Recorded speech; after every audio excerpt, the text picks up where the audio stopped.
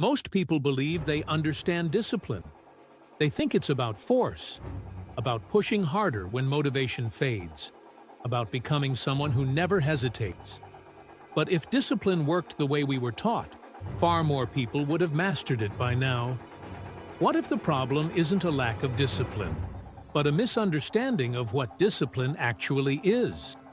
From an early age, discipline is framed as resistance, resisting temptation, resisting comfort, resisting yourself.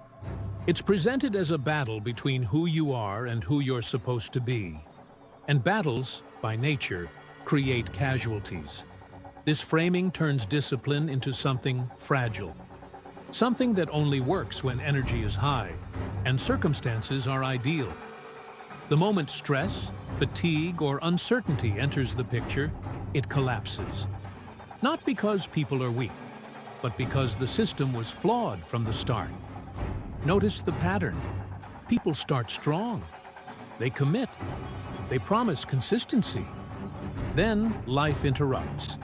And instead of adjusting the system, they blame themselves.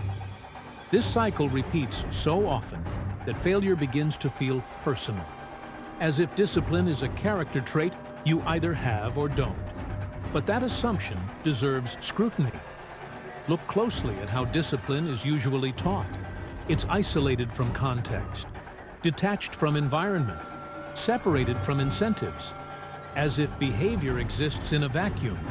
In reality, behavior responds to structure, to friction, to what is easy, visible, and rewarded. When discipline is taught as pure willpower, it ignores the conditions that shape action. It demands constant effort instead of intelligent design. And effort, when sustained without support, burns out. What's rarely discussed is how disciplined behavior actually forms. Not through intensity, but through alignment. Alignment between goals and environment, between identity and systems, between effort and reward. People who appear disciplined often aren't exerting more force. They're navigating fewer obstacles. Their routines reduce decision-making. Their surroundings support the behavior. Their expectations are calibrated to reality. None of this is accidental. But the common narrative hides this. It glorifies struggle. It praises suffering as proof of commitment. That narrative is compelling, but misleading, because discipline built on struggle requires constant replenishment. And humans are not infinite sources of willpower. Over time, the cost accumulates. Discipline begins to feel heavy, restrictive, punitive. Eventually, avoidance replaces effort, not because the goal lost value, but because the process became unsustainable.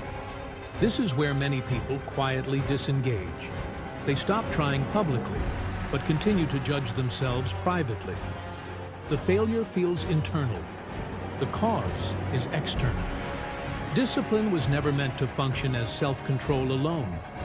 It was meant to function as self-organization, a way to make desired behavior easier than the alternative.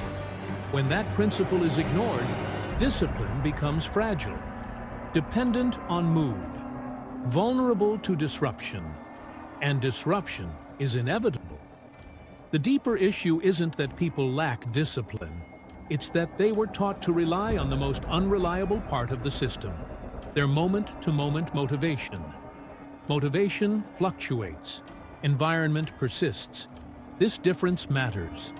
When discipline is redesigned around structure rather than force, consistency stops feeling heroic. It becomes procedural. And procedures don't require inspiration. They only require clarity.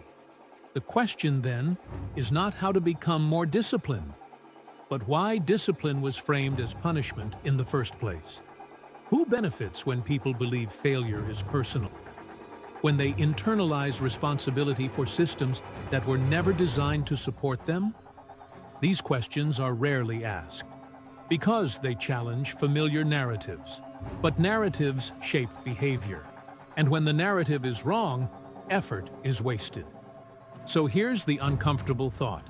If discipline keeps failing, not occasionally, but repeatedly, what if the lesson isn't to try harder, but to question what you were taught to believe about effort, control, and success? Sit with that. Examine where discipline feels heavy instead of natural. Notice where friction is constant instead of intentional. And if this perspective reframes something you've struggled with, share your experience. Not to confess failure, but to compare systems. Because progress doesn't begin with more pressure. It begins with better design.